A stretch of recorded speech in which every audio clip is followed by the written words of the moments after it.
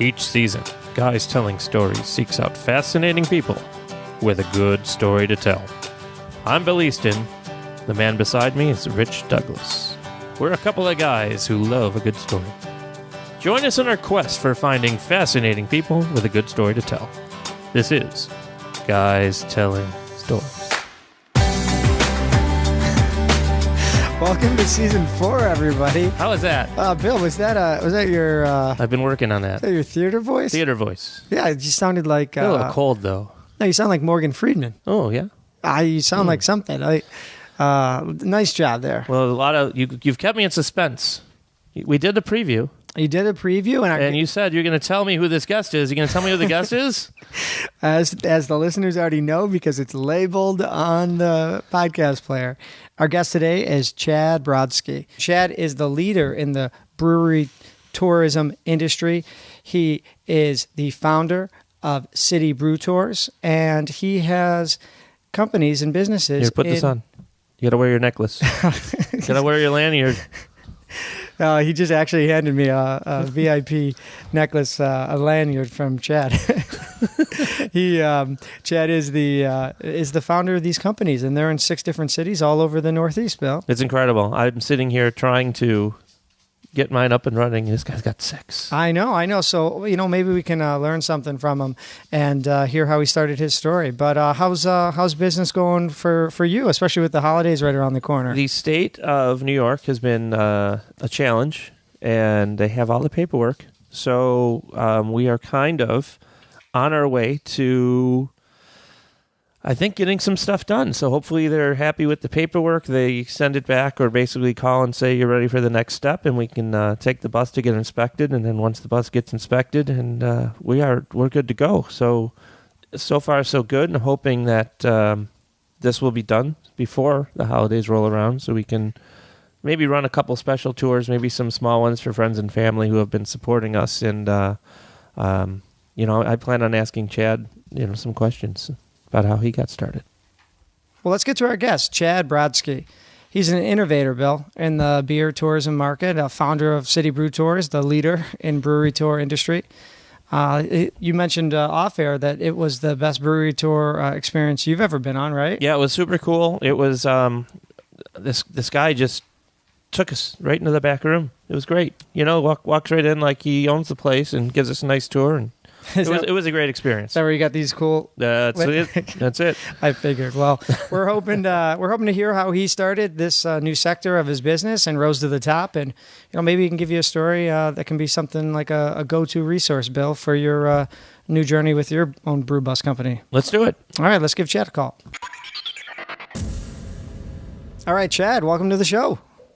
Hey, Rich. Hey, Bill. How you doing? Oh, awesome. Doing great. Awesome. I'm excited for this one. Yeah, well, you should be. This is a nice surprise, Rich. Yeah, nice surprise. Yeah. Well, Chad, I think you and I touched base a little while before, but, Bill's been trying to get a business like what you've been doing the past 10 years off the ground for the past, 18 months. And, you're by far the most successful one in this area. You have different types of tours all across, the Northeast. So can't wait to hear your story. No, my pleasure. Glad to be here. Yeah, before we get too far into it, can you tell people who are listening where they could find more about you or your business online? Like, where should they go? Sure. So the company is City Brew Tours, and it's just citybrewtours.com, and they can see a live availability as well as all of our different tour options. We offer tours in 6 different cities right now. So we're in Boston, Baltimore, D.C., Philadelphia, Pittsburgh, and then Burlington, Vermont. We went on a tour. I'm just going to get that out of the way now. We went on one of those tours not that long ago in Washington and had a great time. So definitely, if you're in one of those cities, check it out. Little ice break story. That's something. How'd this get started? Like, give us a little. This is what I want to do. How did it happen? How did it start for you? Sure. So it started back in 2008. I was a college student at the University of Vermont. I had just come back from studying abroad in Austria, kind of fell in love with beer there, also acquired my first pair of lederhosen. And so I went on my first pub crawl in Austria, and I was like, well, it's the recession. I'm a finance student. There's no internships around.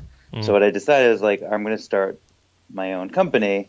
It's going to take people, in Burlington, you used to be able to drink as much beer as you wanted at each location and just drive it. And then people would just get in their car and drive to the next place. So I thought, all right, I'm going to create this product experience that's this ultimate craft beer experience in Burlington.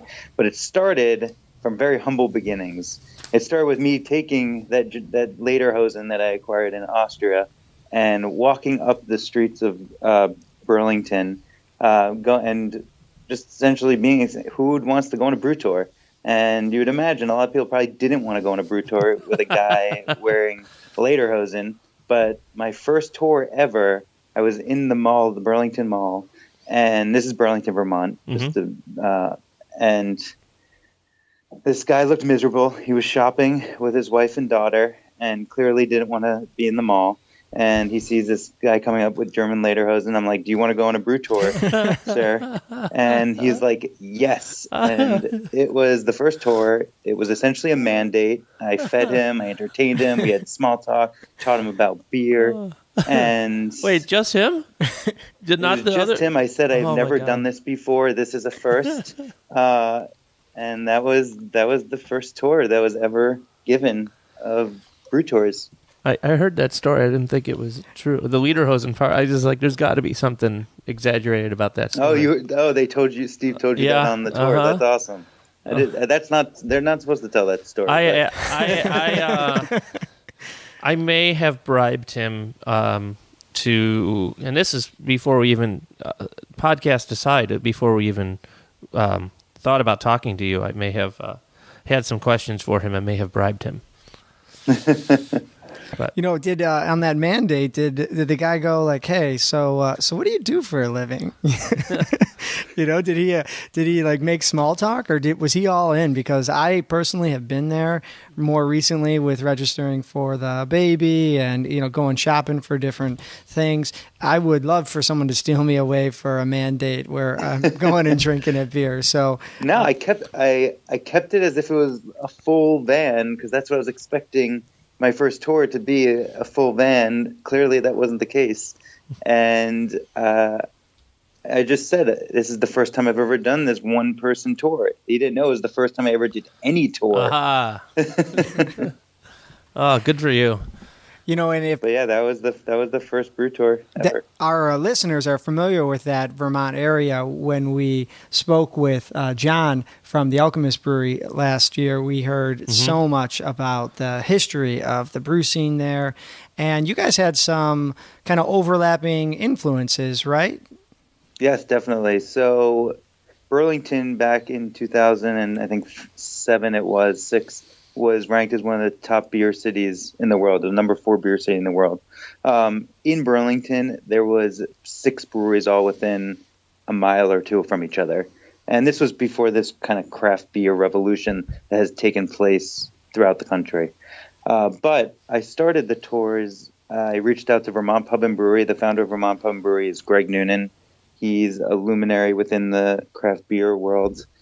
He wrote multiple books, got people into home brewing, wrote books on lagers, Scotch ales, and he was such an influential person that John Kimmich, who you're talking about, the founder of The Alchemist, essentially made a pilgrimage to Vermont Pub Brewery from out west and arrived at Greg Noonan's doorstep and been like, teach me everything you know.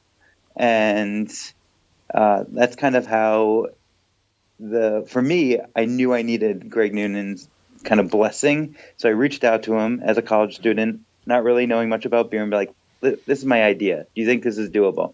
He loved it. He kind of took me under his wing and gave me the street cred to go to these other breweries and onboard them and get them involved. And without Greg Noonan's help, I don't think I would have been able to do that initially as this 21-year-old green behind the ears college student trying to start a beer tour business without knowing much about beer.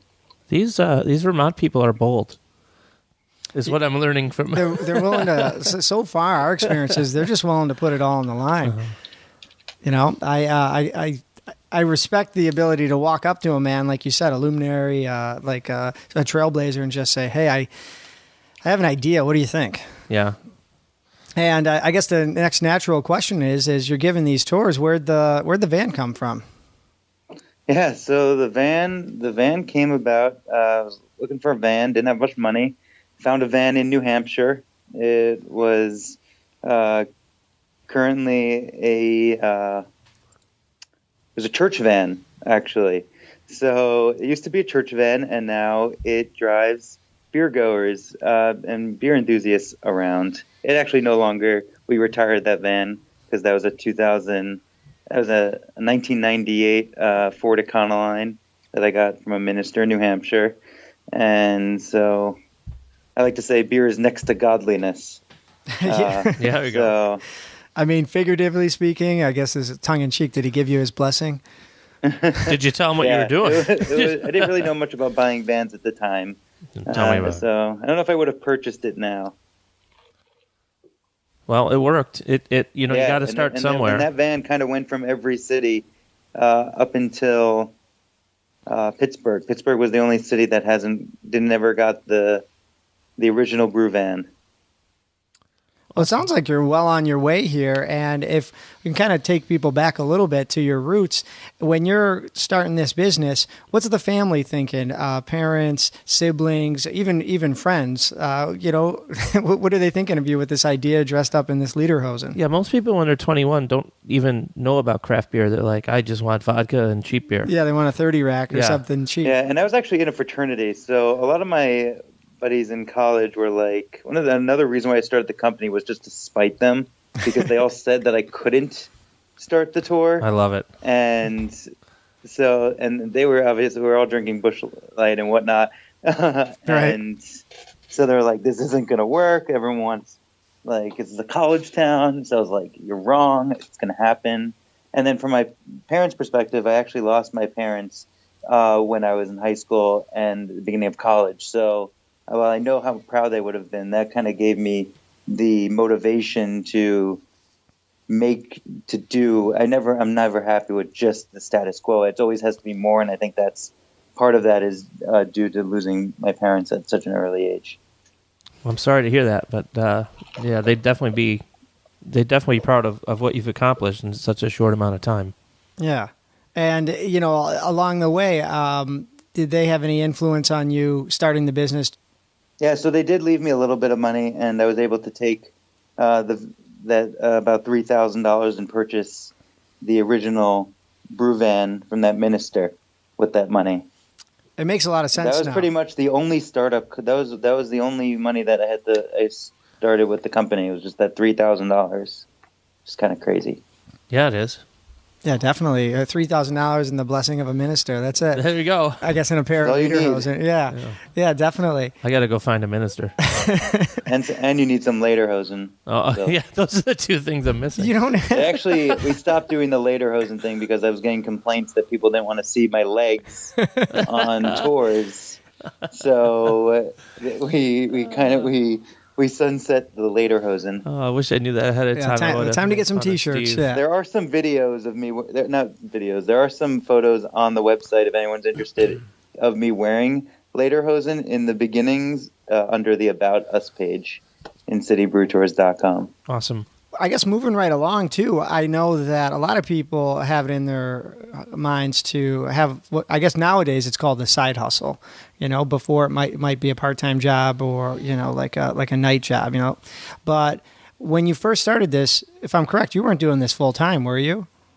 No, I was actually I had a full-time job on the side. I was working in finance at a local credit union, and I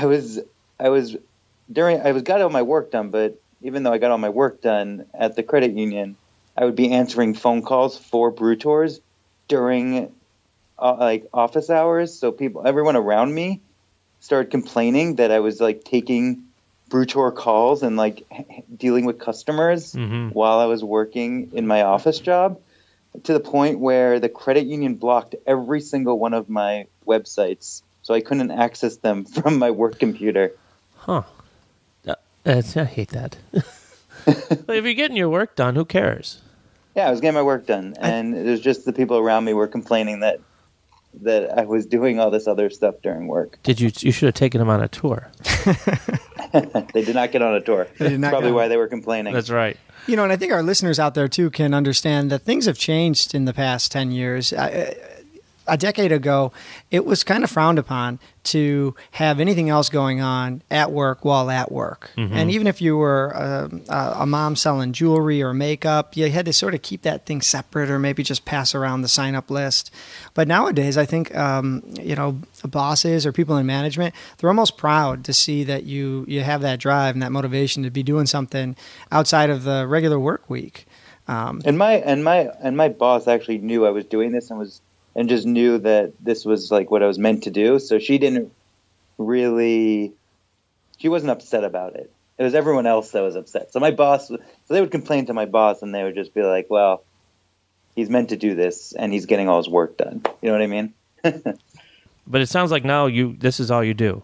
From what I gather. In 2012, I quit my job, and without knowing for sure if the Burlington was going to be able to cover my expenses, and then I moved to Boston to open up Boston. So I was weekly commuting from Burlington to Boston, running tours on the weekends, and then coming back to Burlington. What's the distance? Until I finally made the plan. And Burlington to Boston, just for the viewers, is about 4 hours drive. So I was on the road a lot. Yeah, it sounds like you were really hustling, but I'm guessing a larger market, a larger population, maybe more tourists, for example.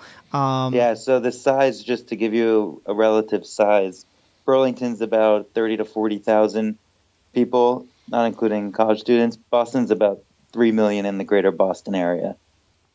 Yeah, I've been to Boston twice this past summer, and you can drive for an hour, and it's like a major city, and you can get nowhere. And there's some people that live, just outside of it. You're stuck in traffic. Yeah, exactly. That's what I mean. There's just so many people, and there's all these neighborhoods to explore. And I'm sort of thinking, though, or maybe you can talk to this a little bit. Was the craft beer scene like booming when you first started to make those commutes? So it was just happening. So it was in 2011 was when all of the breweries in Boston opened up. So like your Night Shifts, your Idle Hands, your Mystics. These are just 3 breweries that are well known within the Boston area. But 3 breweries opened up in 2011. So they were now just hitting their stride in 2012 when we opened. If it was before 2011, Boston probably wouldn't have had enough breweries to run a tour. So I'm thinking to myself, like, you're a charismatic guy, you've got a good business plan, but how did the breweries respond to you knocking on their doors? I think the fact that I had the Burlington operation up and running and established for almost 4 years at that point gave me the credibility of coming to Boston. If I didn't have that, I don't think it would have been as easy to break into that Boston market. That makes sense. That makes a lot of sense. And did you have to make them any promises? Hey, we're going to bring a certain number of people in. This is how much, it's going to cost you. Or maybe it doesn't cost them anything. You're just bringing people through the door. No, so we definitely pay our breweries. They have to put a product and we want to make sure that they're growing with our growth as well. So there were no promises made, but more of just expectations laid out that we really wanted to make sure we can deliver on. Mm-hmm. Yeah, it just seems like you are almost like a lifetime ahead of where we are here. I mean, we just got Uber. Well, thanks, Rich. Well, no offense. We just got Uber and Lyft in the end of July.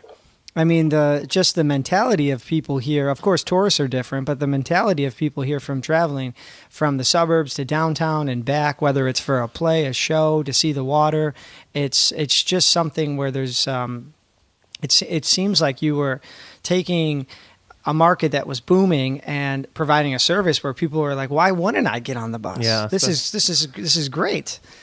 It just seems like a great opportunity, but I'm sure it wasn't all just like, sunshine and paychecks and bags of money at your door. There had to be a couple of obstacles along the way. Sure, definitely. I mean, with Boston, I think it's important just for the listeners to understand is it's not just transportation that what we offer our tours. It's this brew experience. If anything, transportation becomes, and I don't know if Bill can relate to this considering he's been on the tour, but transportation just becomes tertiary in regards to the entire experience. It's coming from having your beer expert guide, these beer food pairings, going behind the scenes of these different breweries. So one thing that kind of differentiates ourselves from other tour companies that might be in this space is that we work with about 80 different breweries. At almost 99% of those breweries, we give the experience at those stops. So the breweries respect us enough to let us go behind the scenes and represent their brand. And that's something that we're really proud of, that they give us that ability. But that didn't always happen, that we had to build up that. So I think that's probably one of the difficulties that we came into that was an issue for us, was being able to have someone available to give tours. So whether it's finding guides or having the breweries available to give those tours. So I'd say that was definitely a pain point when we started opening tours and just running tours. And that was accurate on our tour as well. We were on a Friday evening. It was a long tour. It was 5 to maybe 10:30. It ended up being mostly because of some traffic in DC.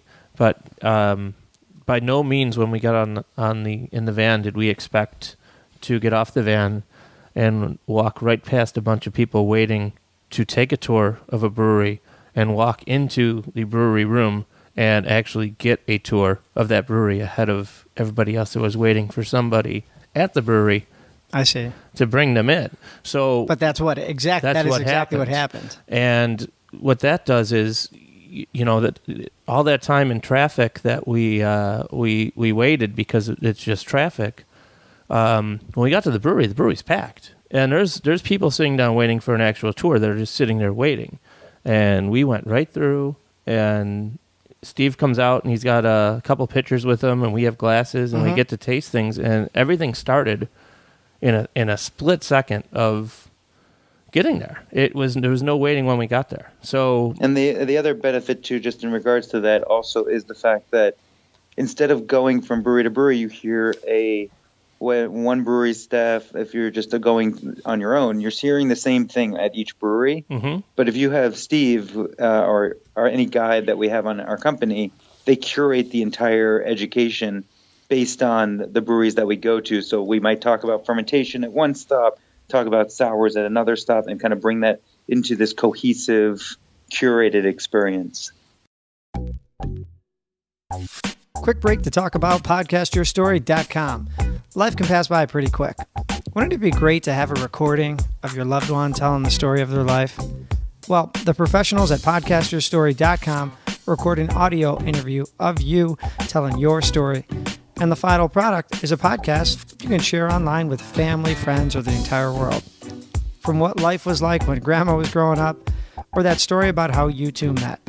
Capture those moments with podcastyourstory.com. And our listeners get 20% off your first recording. Just mention promo code GTS. That's 20% off your first recording with podcastyourstory.com by mentioning promo code GTS.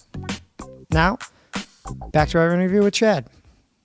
The word that keeps running through my mind right now is trust. So I'm curious how you managed, not overnight, but over the course of a handful of years to gain the trust of the breweries and, trust these employees to represent your business. Can you speak to that a little bit? Sure. So I think definitely training is super important. Our guys go through rigorous training to make sure that they can run a tour on their own and that they know every single thing about every single brewery that we go to the point where the breweries might try to snipe some of my guides because they don't have to train them anymore, which has happened in the past. But so there's definitely that training. We did, my COO is a commercial brewer, so I think that definitely helps know the brewer's mindset. And be able to address their concerns as well as that credibility that I discussed earlier of having done this and kind of been and have been approached with all these different hiccups and things along the way that I've been able to troubleshoot, so we know what to expect in every situation and how to handle that. Well, sure. They're still like competitors, though, right? And growth is a struggle too. So, if we go from 2012, almost like kind of working our way to current day, how have things changed, and what have you experienced along the way? Definitely, there's been more competition since the earlier days when I started. Back in 2008, there was maybe 2 brew tour companies in the entire country, me and someone out west. And now there's probably, one for every major city almost. Just given that craft beer has been explosive to the point where I don't think it can continue at the clip that it's going. There's gonna have to be some popping of a bubble of some sort, just because everyone's been growing. Waiting. It's growing at over 400 breweries per year. That could get ugly. Well, the way the breweries talk, and the whole idea that they all grow together is they help each other out. They swap ingredients, they swap recipes, they go out of their way to help another brewer out. But at some point, when the success isn't there at all the breweries, they're going to have to become a little bit competitive. Well, the brewery mentality also has changed, so it's not as much of a distribution game as it used to be back in when I started the tours. Now it's accommodating your local area, becoming that tap room experience that you go to and want to, and the sales that comes out of that tap room.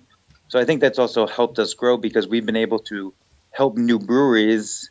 We'll work with breweries that haven't been open to the public yet and kind of have them hone either their tap room spiel or their tours, or just kind of get the word out just with those breweries that aren't even open to the public yet.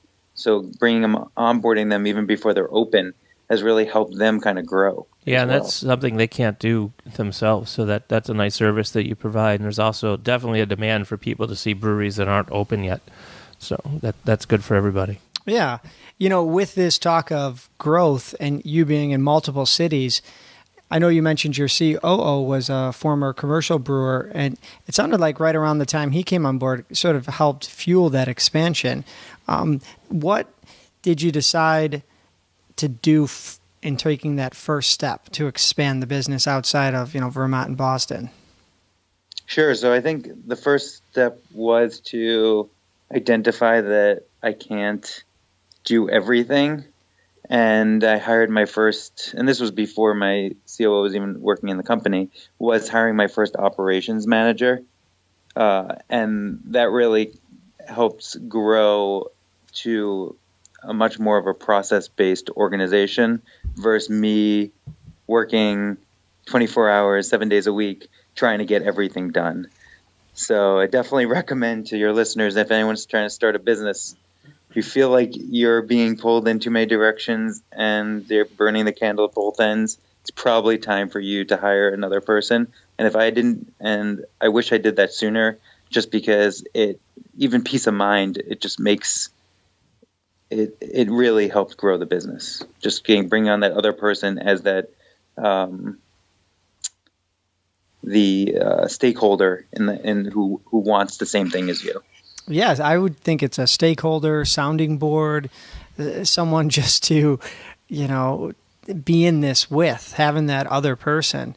Because I'm sure we're going to get to where you're at now and your future plans, but at the time we're talking about right now, you were still working out of a home office, right? Yep. So it wasn't until about a year and a half ago that I bit the bullet and got myself an office. But I was working. There's no separation between work and home. So how did you decide? With that Boston traffic, how'd you decide where to set up an office? So I was in Boston at the time. We had Boston, Burlington, Vermont, Philadelphia, and DC. all running before until we decided that it's no longer, we need an office. And that was June of last year. Oh, that recently. Yeah. Wow. Yeah, I get that. Now, I'm not a fan of commutes. I like to ride my bike to work if I can. I do drive when it starts to get pretty cold. So, did you pick one that was a little close to home yourself? Oh yeah, definitely. I'm the same as you. If it was more than an 8-minute drive in traffic, I wasn't going to go to it because I've been working from home. Because you can work from home since 2012 from the 2000. So I had 4 years of working from home. So I knew this was going to be a big change. So I found an office that was 6 minutes from my house in traffic, and that was the only way that I was going to be able to handle office life. So, Chad, I've been, as our listeners know, and as you know, I've been trying to get this city off the ground with our own bus, and have run into a bunch of different issues with the paperwork, the state, insurance, things that maybe the van would have been a better idea but I already have the bus. So my struggle has been with just trying to get the right insurance, an affordable insurance, the state to approve everything. Not to mention, we're new with ride sharing. It started late June, so our state is not years into this experience with letting other people ride with just regular drivers. Right. What were your biggest struggles?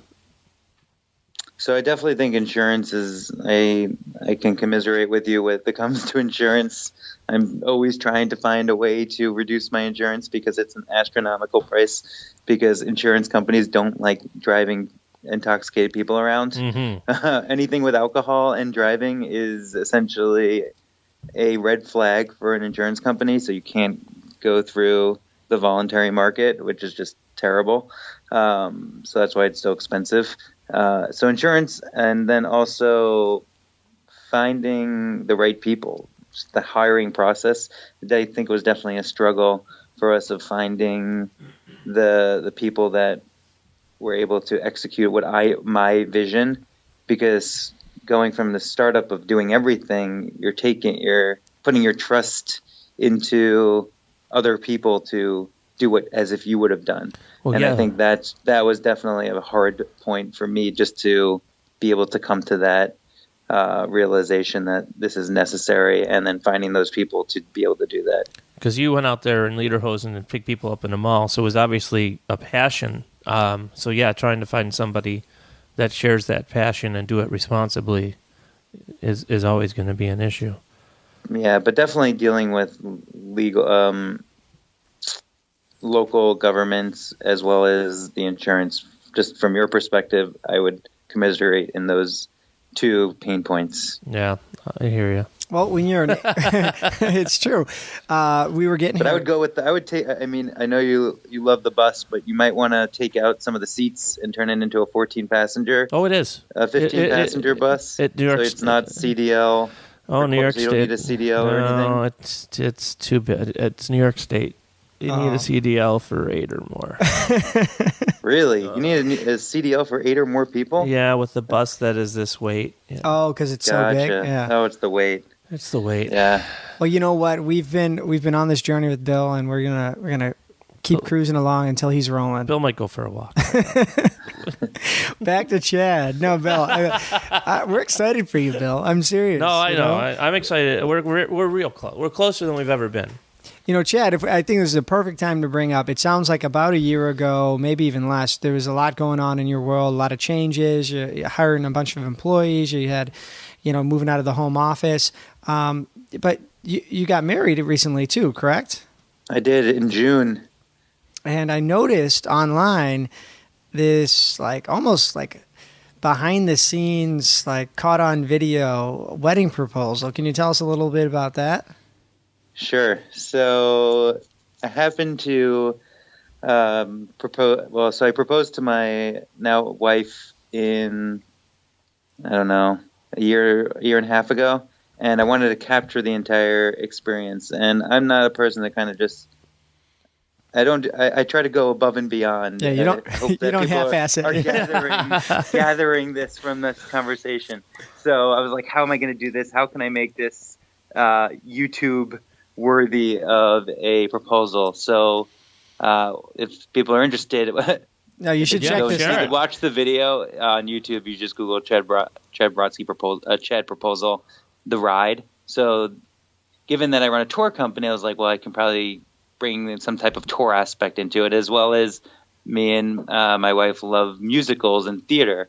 So I was like, well, how can I bring that into it? So it just happens to be an awesome company in New York City called The Ride that does a tour of New York City, but a theatrical tour of New York City where the people on the streets are connected to the bus, and all the seats on the bus are facing to the street, so it's not like all facing forward. Yeah. So you're watching a performance as they drive around the city. That's awesome. And at one of the stops, I showed up with my wife's entire family and all of our friends, and we did the Bruno Mars I Think I Want to Marry You song, and then got on the bus and proposed, and it was amazing. It's a pretty good proposal video. I think it has and then I decided I could monetize and put YouTube ads on it, and I was able to pay for the video. We have about 500,000 views on that video now. Good for you. Yeah, absolutely. Yeah, and that's that entrepreneurial spirit in you. Uh-huh. Because you have that memory forever. You share it with everybody else. They love seeing it, and it pays for the video. So. Man, that's great. I was married about 5 years ago myself. Bill, what are you? Are you 10? You going on 10? 11? Are you serious? I'm having trouble. Right, 15? 15. Oh boy. Yeah. I always like to ask when we talk about taking on starting a new family. Basically, how did getting married influence the business? I think it just gave me another. My wife was already a sounding board, but. Actually, it really hasn't. It didn't influence it much. I like that answer. She's amazing, but I had the company kind of already running at that point, but it just gave me another sounding board of trusted advice. As soon as I get this VHS tape converted, my YouTube video is going to be awesome. But going along the whole getting married thing and starting. Starting a family, I think there's definitely ways to bring that from the company perspective, because as I said, a year and a half ago, this company was completely different. And it really all started by bringing on my COO, who I was talking about earlier, who actually started as a tour guide, a part-time guide in DC. And I think that's definitely an important thing to understand. This person started at the bottom of the totem pole and just showed the enthusiasm and the drive and the intelligence to work his way up to this COO position. And he was that commercial brewer who I mentioned earlier that really helped grow. So we went from just the back office to about 7 now full-time employees. That's pretty amazing. In about a year and a half. And he sounds like a perfect fit.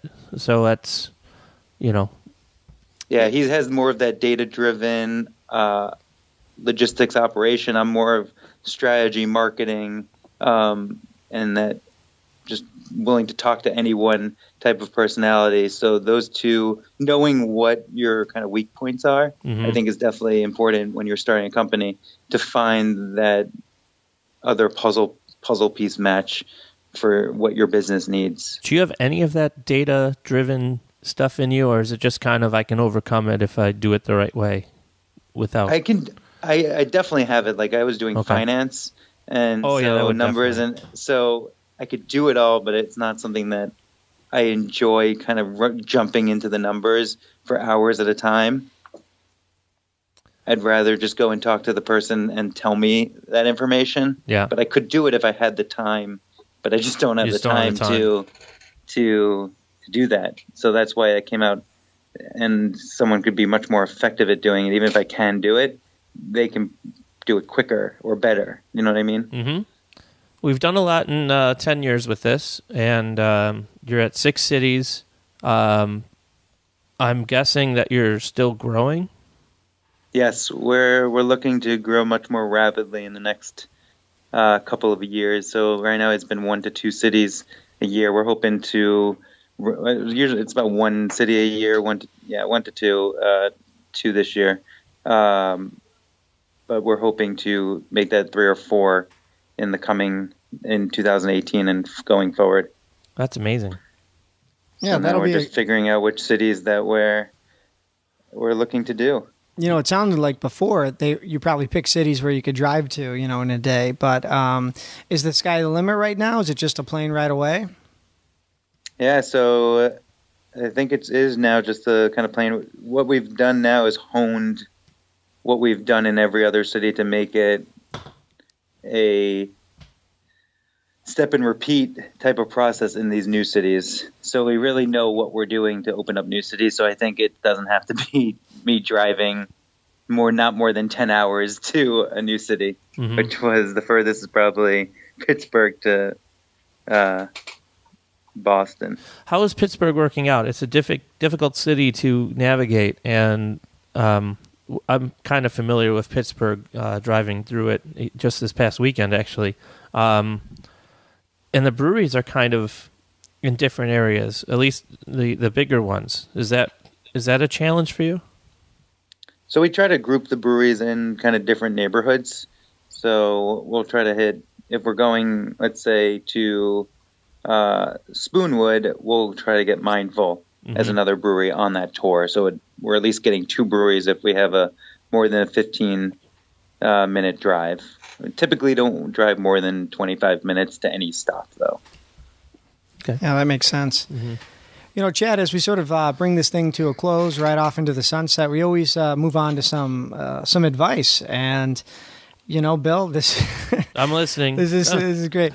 But we always like to ask what advice you'd give to somebody just starting their own business, and it could be any business. But you've been in this for the better part of a decade, and you've got plans for growth. So, what would you say to somebody just starting out? I guess I have a few, and some are just kind of generic advice, and some of them I think are just super important. So persistence. I think a lot of people sometimes take no as the answer, and as an entrepreneur, you can't take no as an answer. So persistence. Another thing is don't wait to hire that first employee. So that first employee is definitely going to be key in that.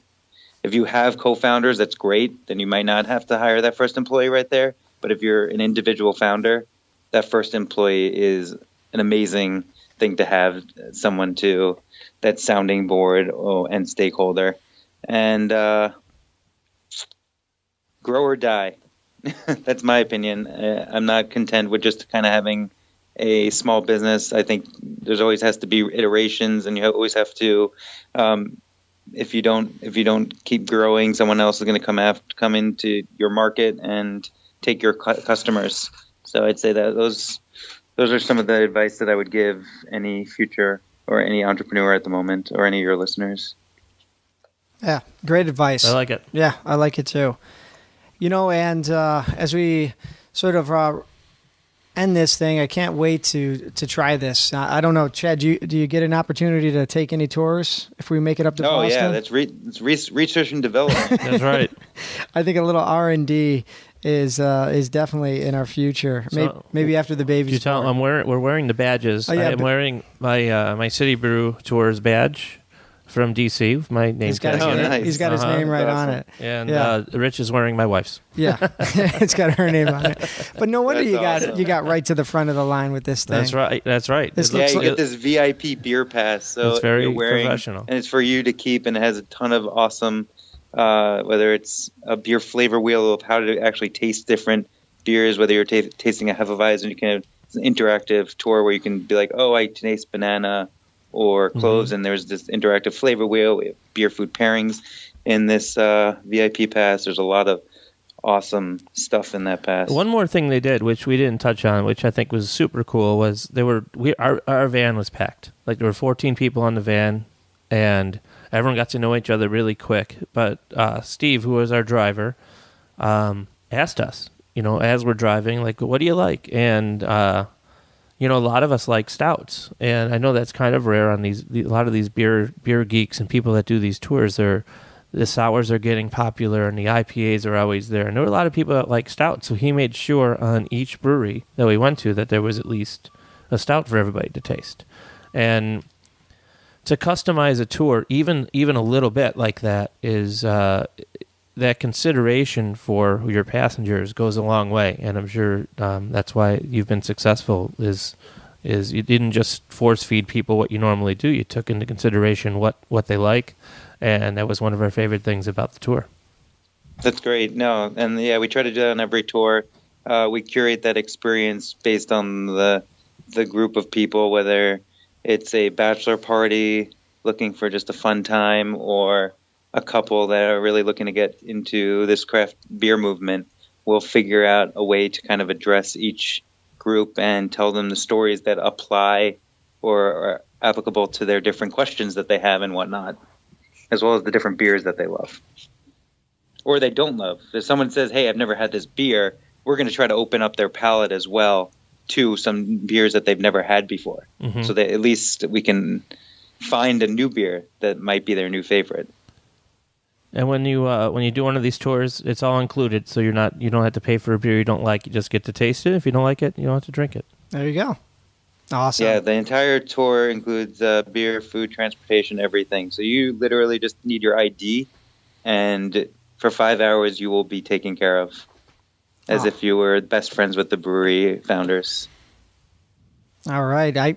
That was our driver's goal. Yeah. He did say that. He goes, I just want to be able to walk in here one day by myself, not on a tour, and have someone hand me a beer and say thank you. Yeah. I was like, that's a good goal. Awesome. Well, Chad, hey, before we close this thing out, one more time, where could people find out more about you or your business online? Sure, absolutely. It's citybrewtours.com. We also have Facebook and Twitter, and that's City Brew Tours are our handles on that as well. And each city has its own Instagram where the guides are always putting up awesome photos of tours, so you can feel like you're actually in that experience as well if you check out our Instagrams, which are City Brew Tours plus the city name. And I know we definitely have listeners in Boston, Burlington, because we've interviewed people from there. Oh, yeah. It's also in Baltimore, D.C., Pittsburgh, and Philly, and more coming soon. Awesome. All right. Well, guys, I hope you enjoyed hearing Chad's story. Bill, I think this was another great one. Awesome way to begin this new season for us. I love it. Happy I got to talk to Chad. Awesome. All right, guys. Thank you, guys. This was awesome. Thank you. You. Appreciate the time. Chad Brodsky, Bill. That was great. Yeah. Did you learn something? I did. I definitely did. And maybe I'll have two. Maybe I'll have three. Let's start with one. But, just hearing his advice to maybe go on to that conference, maybe a little trip to we'll go. Some of the conferences is in order. Well, yeah, hopefully we're running by March, because no point in going until we have the state approval. But if we're up and running, that's the next step, is to network and connect with people and see and constantly improve. See how everyone else is doing it and what you can implement into your own business. Yeah. And I liked his story about not being afraid to hire that first employee, because I think a lot of people try to do everything on their own. Mm-hmm. Maybe not even sometimes tell people about your ideas or what I might be one of them. Yeah. Well, I think this was a good one for what you have going on personally, and that's sort of a theme for the season. To try to start a new business, new family on my end, and yep, and it should be pretty good. So that's good. Hopefully, you guys like that one. Let us know. Tweet us or mention something on Facebook, and that'd be much appreciated. We didn't ask him what the new cities are. Well, we'll have to have him on again. Send him an email. Have him on again. All right, guys. Well, as always, I'm Rich Douglas. I'm Bill Easton. Okay, until next time.